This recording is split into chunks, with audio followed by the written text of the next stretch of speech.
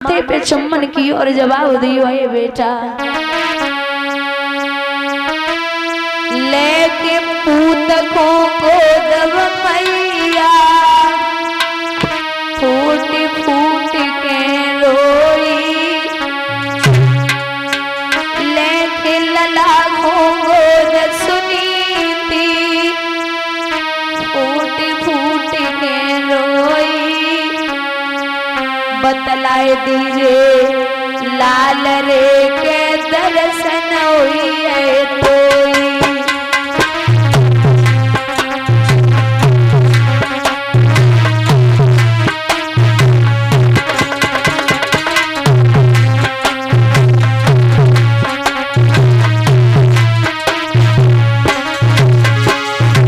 दर्शन करेगी माँ बोले हाँ बेटा। द्वादश मंत्र जाप ध्रुव जी ने मैया के विनती हो। द्वादश मंत्र जाप ध्रुव जी ने मैया के विनती हो। दर्शन दे दिखाए रे ओ लसियो वरियो।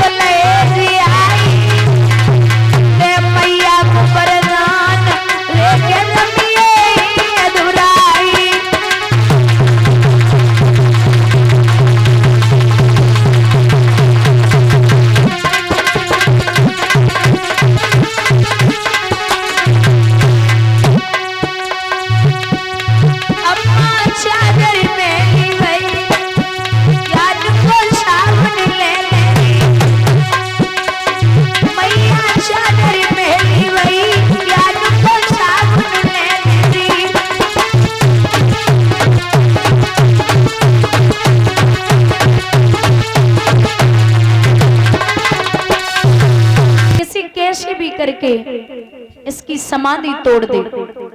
सब कर्म कर लिए लेकिन ध्रुव की समाधि ना डिगाए पाई। आज भगवान ने माया रूपी बर ततैया भेजे जो अप्सराओं पर टूट पड़े। अप्सराएं भाग गईं। स्वयं भगवान वहां पहुंचे। कहां? ध्रुव के पास। हजारों बार पुकारा है। ध्रुव के अंतःकरण में प्रभु की मूर्ति बसी हुई थी। भगवान ने जरा सी ठोकर मारी है। ध्रुव जमीन पे आने ही वाले थे, हाथों में ले लिया। परीक्षित बाबुल की सूरत देख देख ध्रुव जी टकटकी लगाई है। जब याद मात की आई गई नैनन से आंसू आए गए। ध्रुव जब रोए भगवान पूछने लगे वत्स क्यों रो रहे हो? तो कहा कि मुझे माँ की याद आ रही है। वरदान मांगो।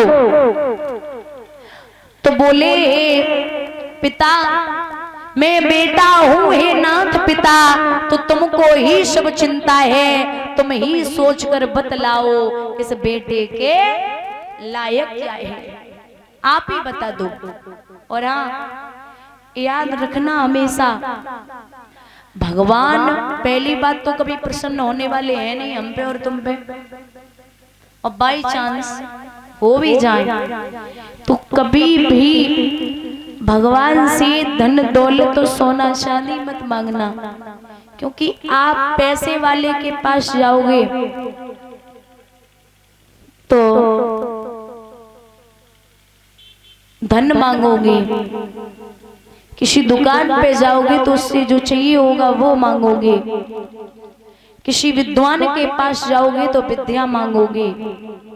लेकिन भगवान के पास जाना है और भगवान प्रसन्न हो जाएं तो भगवान से हमेशा भगवान को ही मांगना। भगवान से हमेशा भगवान को ही मांगना, क्योंकि जब लंका से विजय प्राप्त करके भगवान लौटे थे तो सबको हर जगह का जो जहां का राजा बनाया गया वो बना दिया, लेकिन हनुमान जी को भगवान ने कुछ नहीं दिया। अकेले में बुलाया और हनुमान से कहा कि हे हनुमान, तुम्हारा बहुत एहसान है मेरे ऊपर, अगर तुम न होते तो मेरे भाई को कोई नहीं बचा पाता, तो तुम भी कुछ मांग लो। तो हनुमान जी ने कहा कि प्रभु मुझे कुछ नहीं चाहिए, मुझे कुछ नहीं चाहिए। अरे माँ सीता बोली हनुमान जी का पागल हो, अब कितने अच्छे मूड में भगवान है, कुछ मांग लो। अब बार बार तो मौका ना आवे।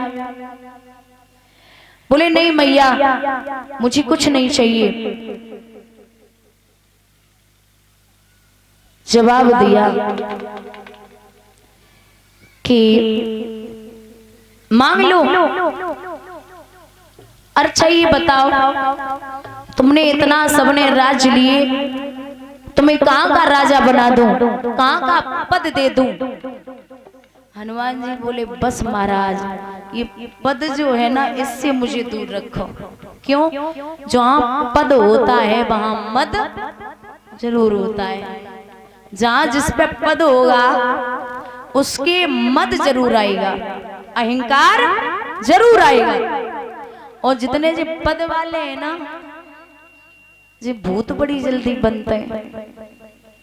बोले क्यों? राम जी बोले गद्दी चाहिए गद्दी। बोले गद्दी वाले बहुत जल्दी भूत बनते हैं। बोले वो कैसे? अब तुम पद को ही ले लो, जैसे दिल्ली में चले जाओ, भूतपूर्व प्रधानमंत्री, भूतपूर्व मुख्यमंत्री, भूतपूर्व जिला अध्यक्ष, भूतपूर्व जिला पंचायत सदस्य, भूतपूर्व प्रधानमंत्री, भूतपूर्व प्रधान जी, मतलब जितने जो पद वाले हैं इन्हें भूत तो बनने ही है। मतलब जैसे ही गद्दी गई वैसे ही भूतपूर्व लग गया। तो मुझे महाराज भूत नहीं बनना। और पहली बात भूत नहीं बनना, और दूसरी चीज ये है महाराज कि आप मुझे कुछ मत दीजिए, मुझे कुछ चाहिए ही नहीं आपके अलावा। राम जी बोले ऐसे तो नहीं बनेगा, कुछ तो मांगो। एक चीज और है, आपने भूतपूर्व प्रधानमंत्री, भूतपूर्व मुख्यमंत्री सब सुने होंगे, लेकिन भूतपूर्व रामचंद्र जी और भूतपूर्व कृष्णचंद्र जी नहीं सुने होंगे। क्योंकि कहा जाता है थे, हैं और हमेशा रहेंगे। ये न कभी मरे हैं न कभी मरेंगे, एक भी भूतपूर्व नहीं हो सकते। तो बोले कि महाराज और कुछ? राम जी बोले और कुछ चाहिए? बोले कुछ नहीं। अच्छा डबल ले लो। डबल चाहिए? हाँ। हनुमान जी बोले ये ठीक है, डबल दे दो। हैं? सीता जी बोली क्या कह रहे हो? हमें तो कह रहे थे हमें एक होना चाहिए, अब कह रहे हो डबल चाहिए, ये तो गलत है। बोले हाँ महाराज आपकी दोनों चीजें हो जाएंगी, एक तो डबल मिल जाएगा मुझे, और एक जो आप कह रहे हो पद वो भी मिल जाएगा। क्या? अगर आपको देना है तो आप दोनों अपने पद मुझे दे दीजिए। पद माने चरण, पद माने पैर, चरण।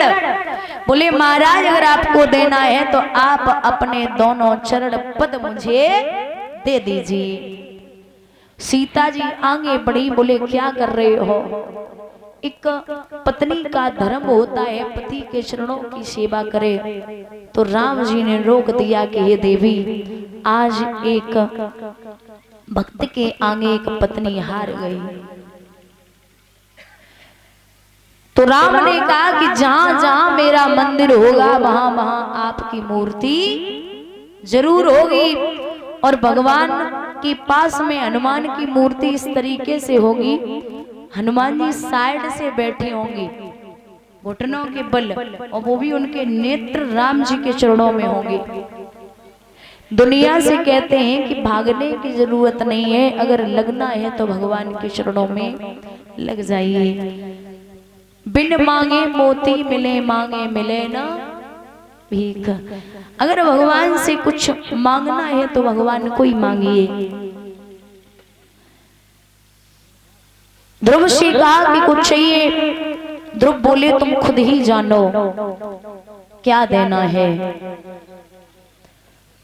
जवाब दिया, जाओ, राज्य की वजह से निकाला गया था, मैं तुम्हें वरदान देता हूं कि 1-2 वर्ष नहीं, 1-2 हजार वर्ष नहीं, 36,000 वर्ष तक अयोध्या नगरी का राज्य करोगे। कितना? 36,000 वर्ष तक। ऐरावत से कहा, जाओ छोड़ के आओ। ऐरावत जो छोड़ने के लिए चले, राज्य के निकट पहुंचे तो सबसे पहले ध्रुव मैया के पास ना मौसी के दरवाजे के लाइन चले। क्यों? क्योंकि मौसी ही सबसे पहली गुरु है। लेकिन मौसी की हालत तो वही बनी, कौन सी? कहते हैं कि मौसी बांदी से बोली कि बेना, जिसको मैंने चबूतरे से नीचे फेंक दिया था, आज वो वापस आ गया भगवान का भजन करके, अब मैं मुंह किसे दिखाऊं? जहर लिया जो मैं मर जाऊं।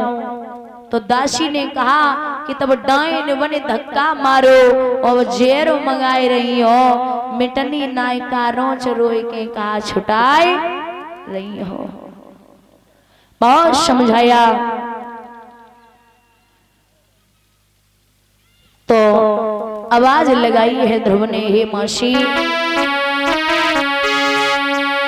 अरे खोलो मौसी द्वार लला तेरो, आइयो ए दरवाजे पे, अब ऐसे वचन सुनाए रे।